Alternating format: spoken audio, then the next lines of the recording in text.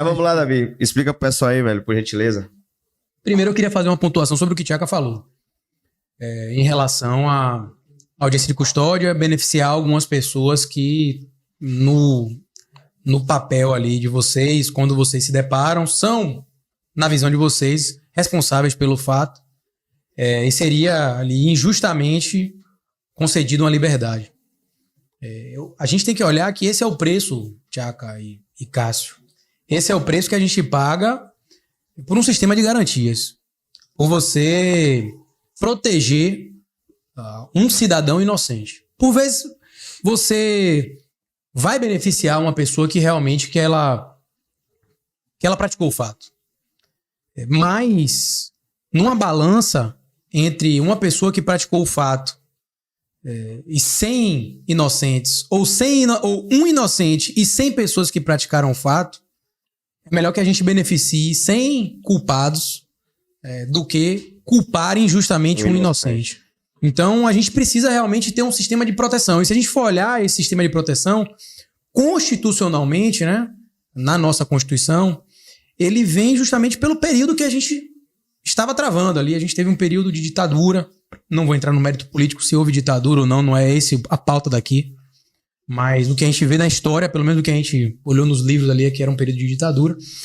E a Constituição ela vem com esse caráter cidadão, com esse caráter protecionista, onde se praticava supostamente ali alguns arbítrios, e ela vem para evitar que esse tipo de arbítrio, praticado à época de um momento sensível, se repita na sociedade.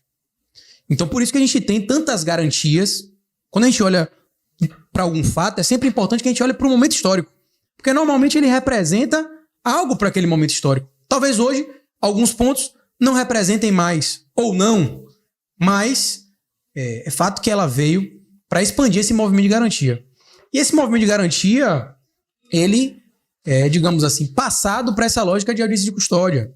Que a audiência de custódia ela chegou no Brasil, embora já tivesse uma previsão em tratados internacionais há muito, ela chegou no Brasil mesmo com implementação em 2015.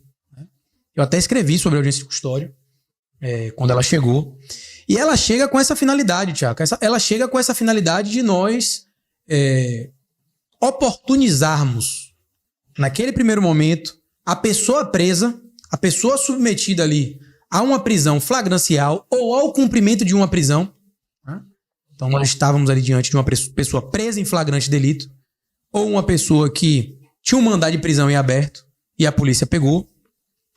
Oportunizarmos a ela ser levada a uma autoridade judiciária, um juiz, para que aquele juiz analise dois pontos principais: a necessidade e a possibilidade daquela prisão. Então ele vai olhar qual é o fato da vida que está sendo submetido aqui à minha análise. Supondo, é um homicídio. Homicídio é um fato grave. Há necessidade desse camarada responder a esse fato em liberdade? Ou há possibilidade, melhor dizendo, dele responder em liberdade? Há necessidade dele estar preso? Eu vou olhar para o histórico do cara e vou dizer assim: o cara tem 4 processos e agora está sendo acusado de ter um novo processo, dessa vez por um homicídio. Esse cara tem um histórico que demonstra uma suposta reiteração delitiva, supostos comportamentos reiterados voltados à prática criminosa. Será que esse cara, retornar à sociedade, ele vai praticar um novo delito? O histórico dele diz que sim. Então o código traz uma resposta para isso. O código diz que vai poder ser convertida aquela prisão em flagrante dele em uma prisão preventiva. E ele vai, por exemplo, ter uma prisão preventiva para garantia da ordem pública. Tá? Então a audiência de custódia nasce com essa finalidade. Primeiro, analisar a necessidade e possibilidade da prisão, necessidade sobre os aspectos legais.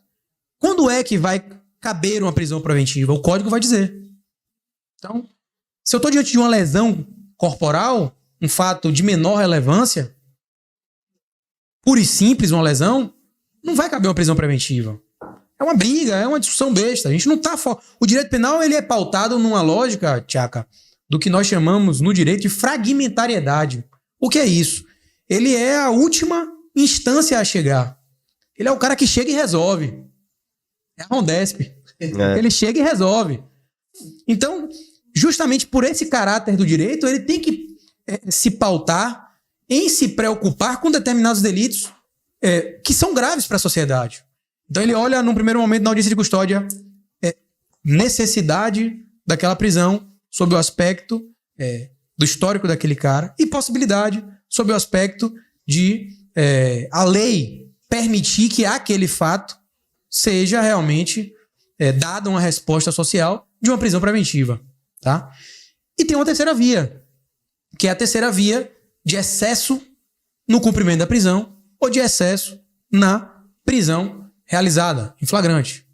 E os excessos que se olha não só é o excesso praticado pelo policial em relação ao corpo do próprio flagranteado, lesões, eventual maus tratos ali durante a prisão, agressão, tortura, que a gente sabe que existe.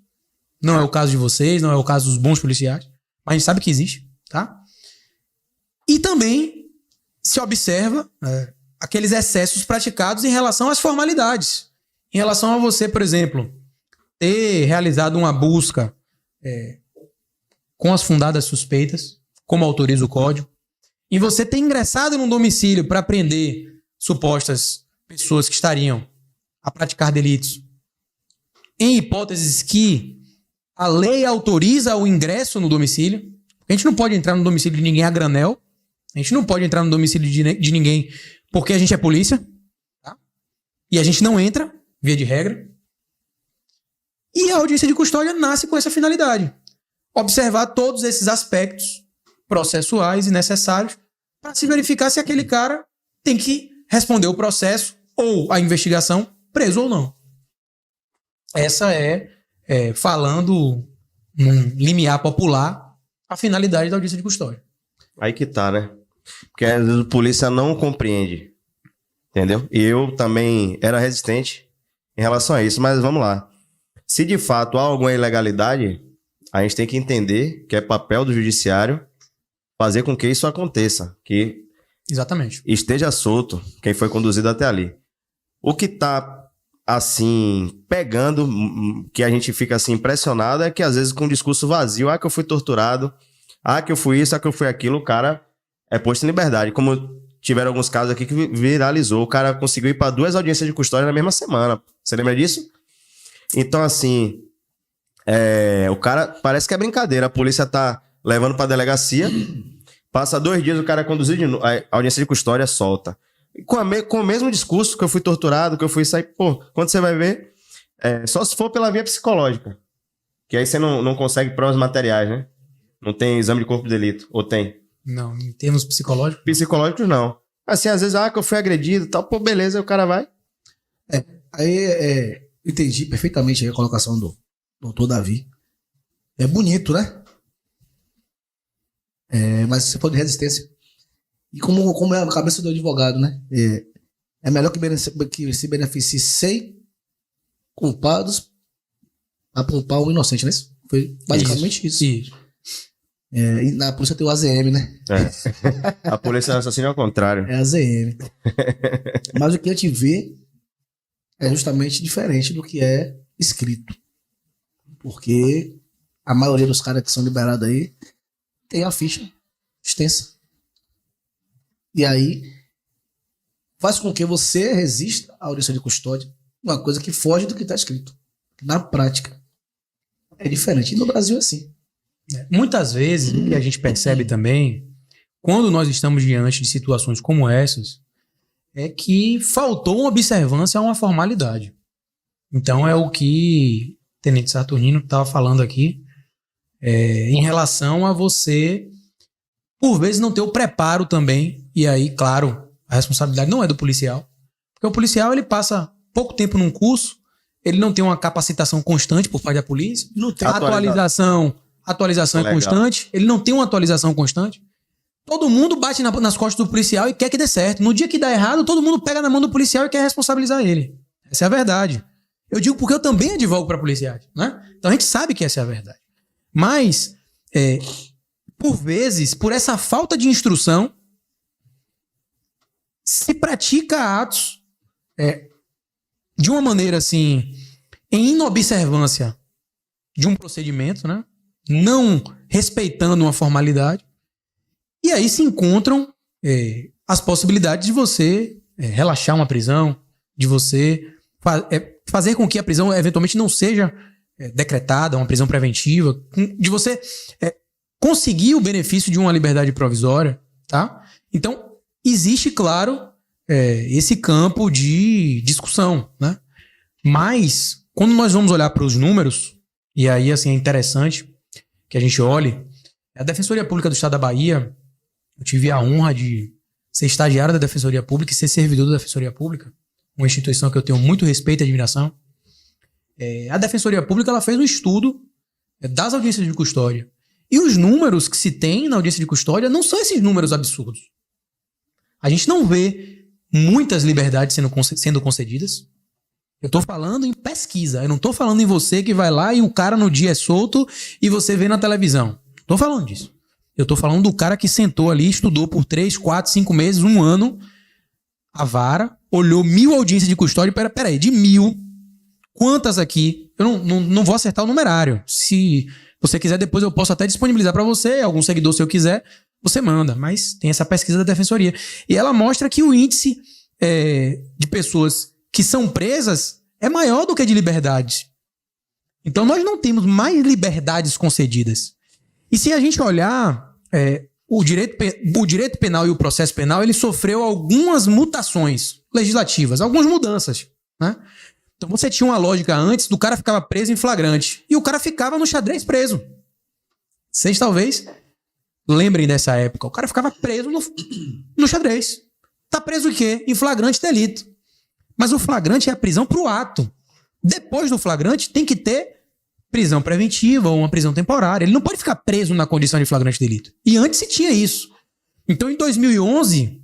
nós tivemos a Lei 12.403 de 2011, que ela trouxe um movimento de, digamos assim, maior reafirmação dos valores constitucionais, de respeito à liberdade, de respeito à presunção de inocência. E mesmo assim, as prisões eram a regra.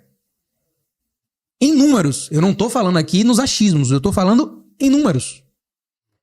Depois de experimentar as alterações de 2011... nós tivemos algumas alterações pontuais e tivemos uma grande alteração agora até com o pacote anticrime. É uma lei recente, né? 13.964. E desde 2011 a gente teve possibilidades ali de medidas cautelares diversas da prisão, como tornozeleira eletrônica, que resolve muitos casos que o cara talvez não tinha necessidade de estar preso. A gente sabe que o sistema carcerário ele é cruel. E é muitas vezes uma escola para o cara que pratica o errado. E aí a gente tem que ter uma visão, Tchaka e Cássio, que a sociedade não tem. O cara, quando ele é colocado ali dentro, quer você goste ou não, ele vai sair um dia, irmão. E quando ele sair, se você coloca ele numa escola e você não dá ele subsídios mínimos para ele se reinserir na sociedade, ele vai fazer o quê? Transgredir de novo. Então você tem que dar oportunidade ao cara, velho. Eu tenho um projeto também de podcast, quero ter a oportunidade em breve de contar com vocês, o Podcrim. A gente fala muito sobre direito penal lá, eu e meu parceiro, amigo Joel Mendes, advogado também. E a gente teve a oportunidade de entrevistar uma juíza na execução penal e ela fala sobre isso. Doutora Jane Vieira Guimarães, uma grande juíza com quem eu tive a oportunidade de trabalhar na vara do júri e execução penal de Lauro de Freitas. E ela fala sobre esse papel e a importância da ressocialização. Vamos fazer uma analogia. Digamos que tem um pitbull, você tem um Rottweiler. Você prende o cachorro lá no canil. Você não solta o cachorro, você deixa ele preso, sem sol, sem passeio, só comida, água. No dia que você abrir aquela jaula, vai acontecer o quê, irmão? Então a gente tem que ter uma lógica de que a pena ela tem uma função também. Ela, além de punir o cara pelo fato que ele fez, ela tem que dar a ele a oportunidade de se reinserir na sociedade para ele não praticar mais fato. Dessa natureza, né?